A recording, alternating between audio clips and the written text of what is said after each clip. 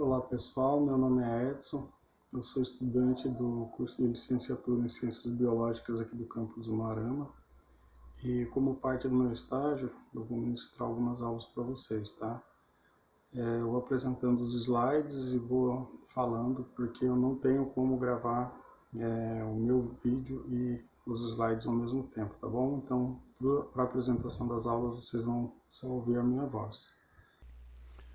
Vamos à nossa aula então, pessoal. Eu gostaria de dizer a vocês que essa aula ela é uma introdução ao reino das plantas. Então nós vamos falar sobre as características gerais das plantas, tá? Depois nós vamos ter o estudo dos grupos das plantas, aí nós vamos aprofundar um pouquinho mais em cada grupo, tá bom? E antes de falar da origem da planta, né, e a conquista que elas fizeram do ambiente terrestre, eu gostaria de trazer algumas reflexões para a gente antes de falar das plantas, tá bom? Bom, por que preservar as plantas? O que elas podem nos oferecer? Onde as plantas estão presentes no nosso dia a dia?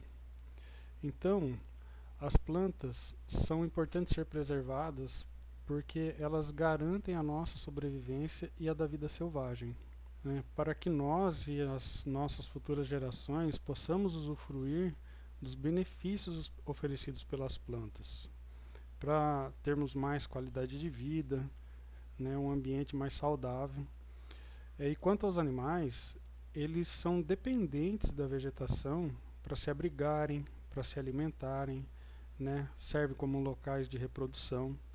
Praticamente todos os animais terrestres dependem direta ou indiretamente da vegetação para garantir a sua sobrevivência, inclusive nós, seres humanos. Então, e o que elas podem nos oferecer? As plantas nos oferecem locais de descanso e lazer, eliminam parte da poluição atmosférica, né? As matas ciliares protegem as margens dos rios, garantindo que a água tenha um fluxo contínuo nesses rios sem formar barragens, né? Então as plantas oferecem locais de descanso e lazer, onde podemos relaxar e se divertir com a família, né, e os amigos, né? Então elas nos proporcionam um bem-estar. Uma cidade onde ela é mais arborizada, as pessoas têm uma melhor qualidade de vida e se sentem melhor. Né, estudos mostram que pacientes que ficam em quartos onde se tem uma vista voltada para árvores, eles se recuperam mais rapidamente do que os pacientes que estão em quartos que não têm vista para alguma árvore ou estão em quartos isolados. Né, e até mesmo quadros e gravuras de plantas e paisagens ajudam um paciente a ter uma melhora mais rápida. Outro exemplo que eu coloquei ali, que foi o das matas ciliares, voltando um pouquinho mais, né, ela serve de barreira para que produtos químicos, principalmente usados aí na agropecuária, né, na produção bovina, nas plantações, para que esses defensivos agrícolas não caiam na água e acabem contaminando essa água que muitas vezes é usada para o nosso consumo. Elas também ajudam a bloquear, impedir o assoreamento dos barrancos, né? Onde tem uma mata ciliar preservada, os barrancos são mais preservados também e eles não acabam deteriorando e caindo no leito d'água e formando barreiras que às vezes impedem até o fluxo d'água, né? Então, dando andamento aqui, onde elas estão presentes aí na nossa vida, no nosso cotidiano, né? Elas estão presentes na nossa alimentação, né? Nós podemos usar as plantas diretamente como uma salada de alface ou tomate ou qualquer vegetal, diretamente no consumo, ou a gente pode processar esse vegetal, transformar em farinha e fazer pão. Algumas vezes podemos destilar e fazer bebidas alcoólicas ou refrigerantes, né? São a base de muitas plantas aí que são feitos refrigerantes e diversas bebidas, alimentos como bolos, doces, café, Aqui no Brasil a gente costuma consumir muito arroz e feijão, que também, né, são vegetais, são de origem vegetal. Eles também estão presentes na decoração da nossa casa. Muitas vezes nós temos um vasinho com planta, né? E aí a gente cuida bem dessa planta. Normalmente eu gosto muito de planta, então eu cuido bem das plantas que eu tenho em casa. Mas mesmo que não tenha em casa, provavelmente tem na casa de algum amigo ou de algum parente. Então elas decoram a casa e trazem alegria para o ambiente, né? Além disso, elas estão presentes nos móveis das nossas casas, estão presentes nas portas, nos tecidos que usamos, né? Muitos tecidos não são sintéticos, são à base de algodão, então tem a origem vegetal, ou às vezes é misturado, e tem uma parte de origem vegetal. Bom, mas não é só aí que as plantas fazem parte do nosso dia a dia, né? Na fabricação de medicamentos, muitos medicamentos usam substâncias, né, que foram extraídos de plantas, né? Usam os princípios ativos que foram encontrados nas plantas na fabricação de medicamento. Então, eles são extraídos das plantas e muitos deles acabam sendo depois sintetizados em laboratório, né? Como a aspirina, que é um dos medicamentos mais usados no mundo, e o princípio ativo dela é o ácido acetilsalicílico, que a princípio foi extraído de plantas, depois que foi sintetizado em laboratório e acabou se tornando um dos medicamentos mais consumidos do mundo, né?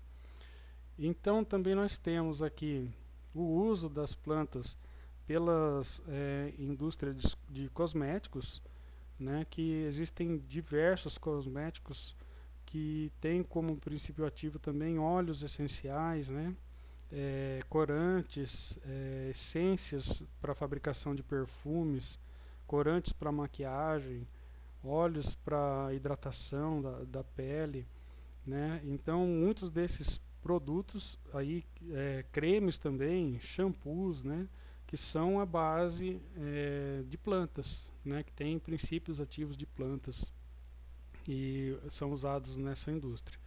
Mas ainda tem outras indústrias que eu não citei aqui, não mostrei no slide, mas são importantes também e usam princípios ativos de plantas na fabricação da borracha, por exemplo, fabricação de tintas e solventes, corantes, né? As indústrias muitas vezes usam essas substâncias que são extraídas das plantas, né? Mas, se elas são tão úteis, de onde elas vieram, né? Como elas surgiram? Bom, acredita-se que há milhões de anos as algas e as cianobactérias presentes nos oceanos, elas produziram muito oxigênio.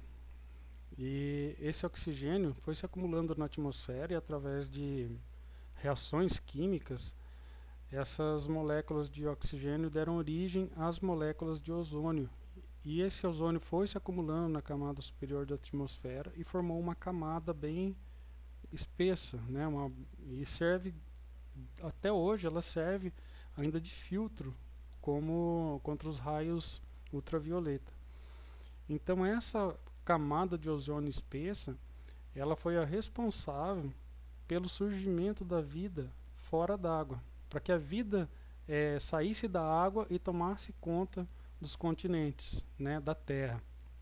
Então, bloqueando os raios ultravioleta, que não faziam mal para as algas e para os seres que estavam embaixo d'água, mas fora da água não existia vida. Então, a partir de que esses raios ultravioletas foram bloqueados, a vida pôde se espalhar pela Terra, né? Então, algumas algas ancestrais, elas sofreram mutações e acabaram desenvolvendo a capacidade de aderir nas rochas.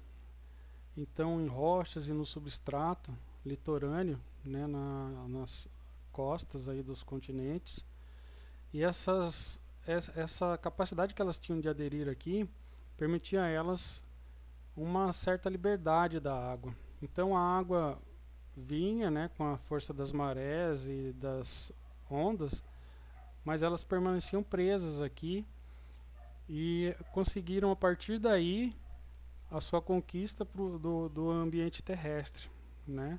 Elas continuavam sendo banhadas da água, dependiam da água, mas elas já começaram a ganhar uma independência da água, né? Começou por aí um processo de conquista do ambiente terrestre, que é o que nós vamos falar mais à frente, tá bom? Então nós vamos falar das adaptações para o novo ambiente. E quais adaptações foram essas, né?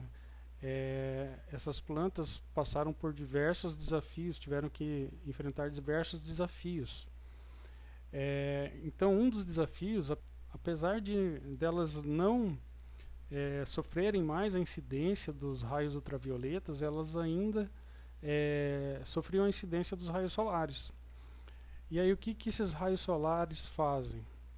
Né? Eles desidratam as plantas, né? Se ele tem a capacidade de desidratar, então elas poderiam sofrer uma dessecação.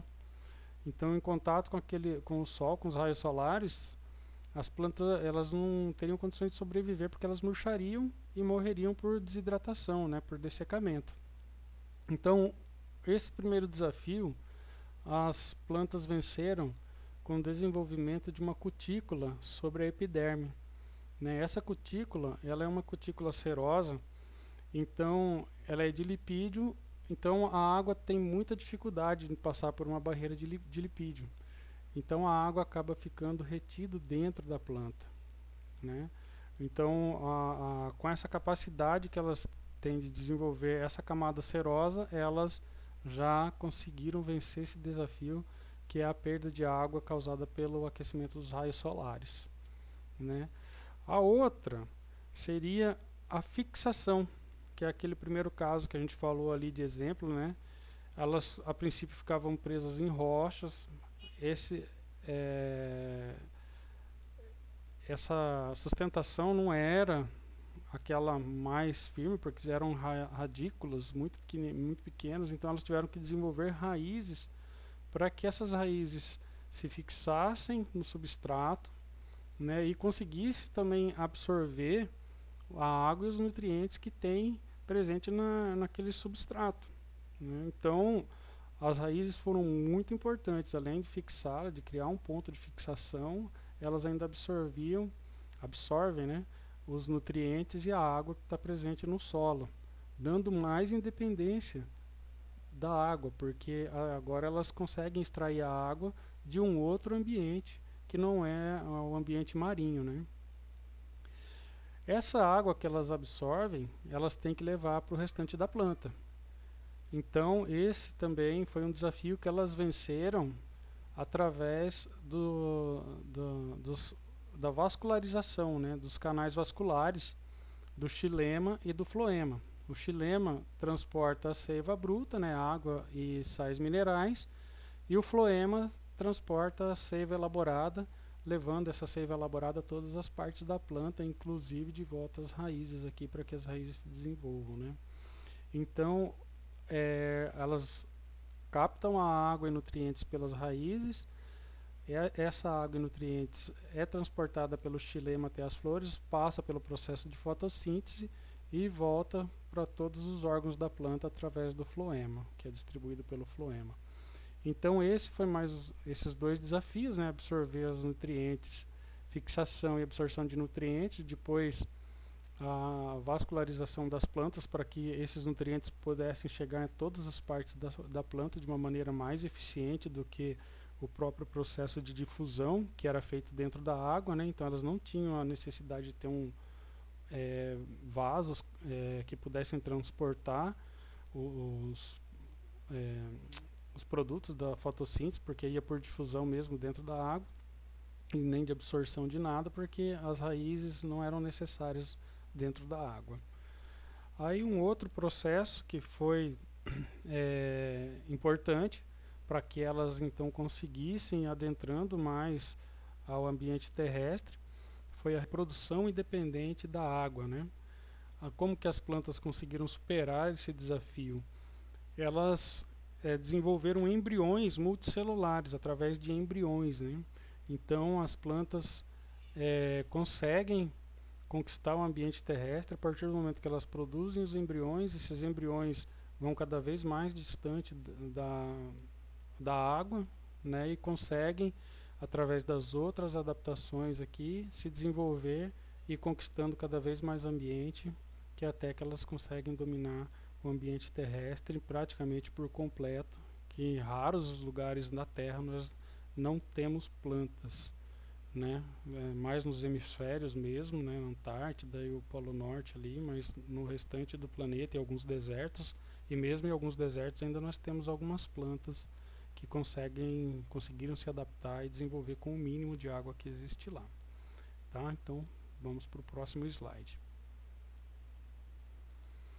Bom, já que como elas desenvolveram essas capacidades, né, superaram esses desafios, quais são as características gerais das plantas para que elas conseguissem também superar esses desafios de conquistar o ambiente terrestre? Bom, as plantas são organismos multicelulares, né, constituídos por células eucariontes, tá? São células com um núcleo definido ali, com carioteca, tá bom? Então, essas células, elas dão origem a tecidos. Esses tecidos vão formar órgãos, né? E esses órgãos vão ser quais órgãos? Nas plantas, esses órgãos são as raízes, os caules, as folhas, né? Então, os vasos condutores. Aqui nós temos o exemplo de raiz, né? Um caule. Aqui a folha. Algumas plantas têm flor e fruto, tá? E daí, outra característica importante das plantas é que elas são autótrofas fotossintetizantes. Quer dizer que elas são capazes de produzir o próprio alimento através da fotossíntese. Depois também nós vamos falar rapidinho do processo de fotossíntese mais adiante, tá? E também outra característica que nós já falamos no outro slide, né? Mas é o ciclo com alternância de gerações. São os ciclos, o gametofítico e o esporofítico, né? Então ela forma um esporófito ou um gametófito, dependendo da geração, tá? Nós vamos falar também daqui a pouquinho sobre isso. Bom, como nós falamos da célula, né, da célula que constituem os tecidos e os órgãos, nós temos algumas diferenças da célula vegetal para a célula animal. Acredito que em histologia talvez vocês já tenham visto isso, mas o que diferencia mesmo as três características assim mais marcantes, né, que diferenciam a célula vegetal da célula animal, a gente vai ver nesse esquema aqui, ó. Vocês podem ver que essa célula vegetal possui um revestimento, né, que não existe na célula animal, né? É a parede celular. Essa parede celular existe em diversos outros seres vivos também, mas nas células vegetais ela é constituída principalmente por celulose. Isso confere à célula uma grande resistência. Para vocês terem uma ideia da resistência da celulose, se vocês pegarem um pedaço que tenha a mesma massa e o mesmo comprimento de aço e de celulose, a resistência desses dois materiais é muito semelhante. Então a gente pode ver mesmo que uma árvore é muito resistente, né? Então vamos falar do vacúolo. O vacúolo é uma estrutura celular que na célula vegetal é bem desenvolvida, né? E eles são responsáveis por regular a quantidade de água da célula. Então, com essa quantidade de água variando, ele controla o nível de turgor da célula, né? A turgidez da célula. Então, quanto uma planta, nós vemos uma planta que ela está com as folhas murchas, porque o nível de turgor desses vacúolos aí, o nível de água desses vacúolos está baixo, então o nível de turgor da célula também está baixo. Quer dizer que a célula murchou. Então, isso significa que a planta precisa de água para poder voltar a encher esses vacúolos aqui, para que os vacúolos absorvam água novamente e ela tenha a sua turgidez restaurada, né? E depois também nós temos os cloroplastos, tá? Os cloroplastos são estruturas celulares responsáveis aqui, né, pelo processo de fotossíntese, e eles têm essa pigmentação verde que dá a característica das folhas verdes, né? E mesmo quando as folhas não são verdes, às vezes vocês podem olhar numa planta e ela ter características de folhas amarelas ou vermelhas, né, ou roxas, mas essas cores é porque os outros pigmentos sobressaem sobre o verde ali, mas o verde está presente e a planta faz fotossíntese através do pigmento verde, tá? Esse pigmento que tem aqui é a clorofila, e ela é a principal pigmento responsável, né, pelo processo de fotossíntese que é realizado aqui pelo cloroplasto, ok? Bom, como a gente já tinha falado antes, as plantas são organismos autótrofos, né? Elas produzem o próprio alimento, elas convertem a matéria inorgânica em matéria orgânica. Para que isso aconteça, são necessários 3 fatores, tá? A planta precisa estar em um ambiente ou num solo que tenha água, né, o suficiente, tem que ter a presença de gás carbônico e tem que ter incidência de luz. Tá? Aqui a luz está sendo representada pelo sol, mas hoje artificialmente produzem luzes que estimulam as plantas a realizarem a fotossíntese. Então, quando a planta ela está na presença de água, de gás carbônico e de luz, ela produz a glicose, que é essencial para que a planta se mantenha viva, né? É o que ela vai consumir e é depois o que ela vai ter como reserva de energia, né? Que vai constituir amido e vai ser a reserva de energia da planta, tudo partindo da glicose. E o resultado que é sobra, vamos dizer assim, que seja sobra dessa reação, é o gás oxigênio, que é liberado pela planta para o ambiente, e esse é o oxigênio que tanto nos faz bem, que nos faz sobreviver, né? Para que a planta realize o processo de fotossíntese, ela utiliza 12 moléculas de água, mais 6 moléculas de gás carbônico. Na presença de luz, o resultado são 6 moléculas de oxigênio que ela vai liberar para o ambiente, mais uma molécula de glicose que ela vai ou usar ou vai transformar em amido e vai armazenar para que ela seja usada em outros períodos, em outros horários, né? E também 6 moléculas de água. Essas moléculas também a planta pode armazenar, dependendo do período ou o dia, né? Se mais quente ou mais frio, mais úmido ou mais seco. Ela pode armazenar ou pode liberar, dependendo as características do dia, do tempo, né? Então esse é o processo de fotossíntese simplificado, tá, gente? Que é, como eu falei, é só uma introdução.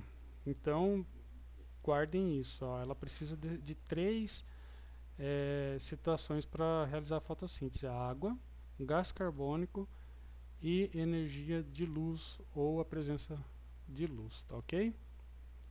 Então vamos para o próximo slide. Bom, gente, agora nós vamos falar do ciclo de vida das plantas.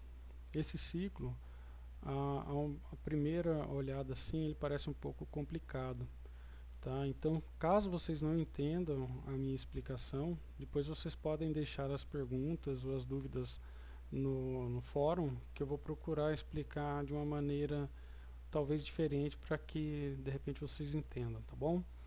Mas vamos começar pelo seguinte: elas se reproduzem por alternância de gerações. Então, elas têm uma geração haploide e uma geração diploide. A geração haploide ela é N, tá? E a geração diploide ela é 2N, tá bom? Então, nós vamos começar aqui falando da geração N, tá? A geração N, ou a geração haploide, ela dá origem ao gametófito, tá?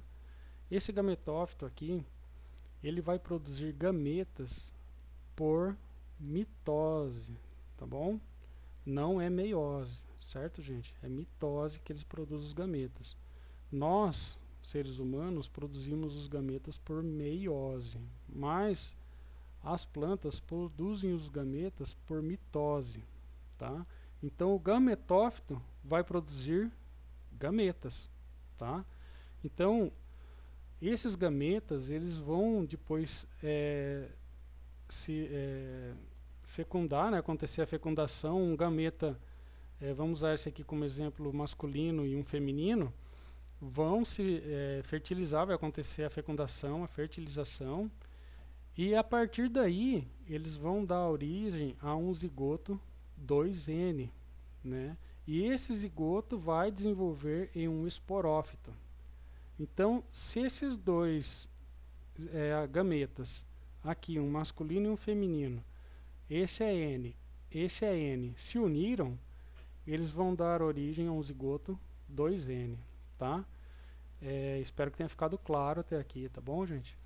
Então eles se uniram, deram origem a um zigoto 2N. Esse zigoto ele vai se desenvolver, né? Vai crescer, dando origem a um esporófito.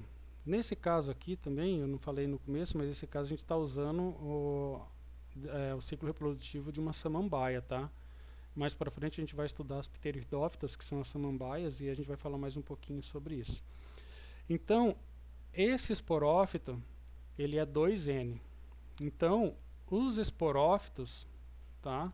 As plantas esporófitas aqui, elas vão dar origem aos esporos. Então, lembra que eu falei que o gametófito dá origem aos gametas? Os esporófitos dão origem aos esporos. E como que ele dá origem aos esporos? Através do processo de meiose. Agora sim é meiose, tá? Então, para a formação dos esporos, acontece um processo reducional na célula e ela dá origem a esporos que são haploides, tá? Por sua vez, esses esporos vão se desenvolver dando origem a um gametófito, tá, gente? Então, os esporos, os esporófitos, né? Uma planta que é um esporófito, ela vai dar origem a uma planta que é um gametófito. E o gametófito vai dar origem a uma planta que é um esporófito, tá? Então, depois também nós vamos falar dos processos reprodutivos dos grupos de plantas. Aí a gente vai explicar a diferença de cada um, mas caso vocês tenham dúvida quanto a esse processo de ciclo de vida, tá? Vocês podem deixar nos comentários ali no fórum que eu volto a falar, tá? Então esse processo se resume, aqui está resumido em 5 etapas, né, generalizadas, e é assim que as plantas têm o seu ciclo de vida. Esse ciclo de vida é para todas as plantas, tá bom, gente? Desde das mais basais até as mais recentes é através desse ciclo de vida, tá bom? E depois nós vamos ver cada um com mais atenção.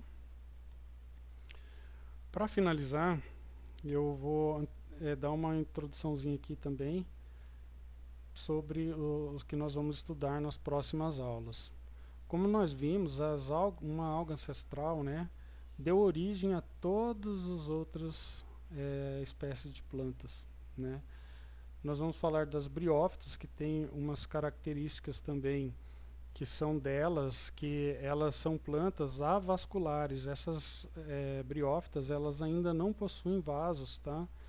Que conduzem seiva elaborada e seiva bruta, tá?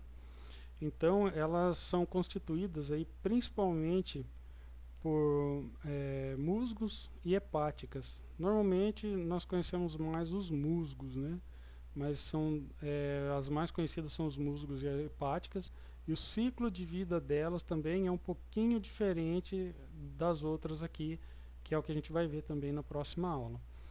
E também tem as samambaias, né, que são as pteridófitas. Essas são plantas vasculares que não produzem sementes, né? Nós não temos samambaias que produzem sementes, então elas já possuem aí um sistema vascular, né? Elas têm raízes, já têm folhas, né?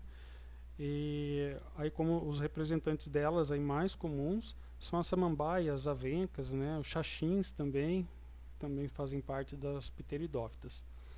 Depois nós vamos falar das gimnospermas, né? As gimnospermas, sim, já são indivíduos arbóreos, né? E elas são plantas vasculares, né? Com raiz, caule, folhas, né?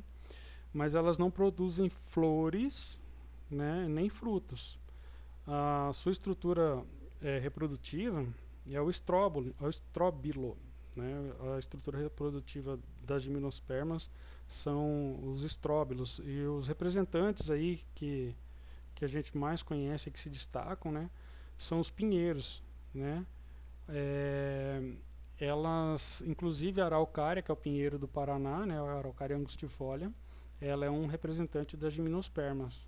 Então ela não tem frutos. Quando a gente olha a pinha ali com seus pinhões, a gente está olhando para um estróbilo, e os pinhões são as sementes já da araucária. E antes de produzir, vocês podem notar que elas não têm flores. Vocês nunca vão ver uma araucária com flores. Depois, nós temos as angiospermas, né? As angiospermas já são também plantas arbóreas, né? Tem arbustos, ervas. São as plantas aí que tem mais representantes, né? A maior parte das plantas que nós observamos são angiospermas. Então ela já tem, né, como organização as raízes, caules, folhas, flores, e também elas produzem frutos, né? Então os frutos já servem para que as sementes fiquem abrigadas dentro do fruto, né? E ficam ali protegidas contra impacto e às vezes predadores, e aqui a semente ela fica exposta, né? Os exemplos, assim, alguns exemplos, como são as plantas mais comuns, vocês podem ver roseiras, vocês podem ver um limoeiro, jabuticabeira, né, uma mangueira, e as plantas em geral aí que a gente conhece, a maioria delas pertence ao grupo das angiospermas. Tá certo então, gente? Aí nas próximas aulas a gente vai ver cada um desses grupos aqui, tá? E eu agradeço a atenção de vocês até aqui, e até a próxima aula então.